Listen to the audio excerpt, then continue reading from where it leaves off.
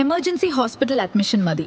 വർഷങ്ങളായി കൂട്ടിവെച്ച family savings ഒറ്റ ദിവസത്തിൽ തീരാം. 2026 സീനിയർ സിറ്റിസൺസിന് ഹെൽത്ത് ഇൻഷുറൻസ് ഒരു ഓപ്ഷൻ അല്ല, അത് ഫാമിലി ഫൈനാൻഷ്യൽ പ്രൊട്ടക്ഷൻ ആണ്.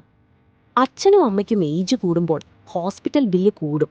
Diabetes, BP, heart problems, surgery, admission, ഇത്തരം സിറ്റുവേഷൻസ് വന്ന ശേഷം പോളിസി നോക്കിയാൽ പലപ്പോഴും വൈകിയേക്കാം.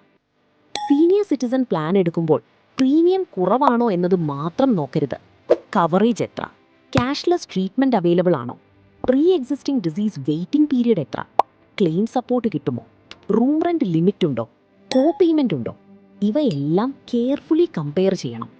റോങ് പോളിസി എടുത്താൽ ക്ലെയിം ടൈമിൽ പ്രോബ്ലം വരാം. കവറേജ് ഗ്യാപ്പ് ഉണ്ടെങ്കിൽ ഹോസ്പിറ്റൽ ബില്ല് നിങ്ങളുടെ പോക്കറ്റിൽ നിന്ന് പോകും. ഫിസ ഫൈനാൻഷ്യൽ സർവീസസ് നിങ്ങളെ സഹായിക്കുന്നു. Age, health condition, budget, family requirement എന്നിവയനുസരിച്ച് suitable health insurance options compare ചെയ്ത് റൈറ്റ് പ്ലാൻ സെലക്ട് ചെയ്യാൻ. പേരൻസ് കേരളയിലാണോ, നിങ്ങൾ NRI ആണോ, ഡിലേ ചെയ്യരുത്. Today's comparison can protect tomorrow's savings. Senior citizen health insurance guidance, Fisa financial services.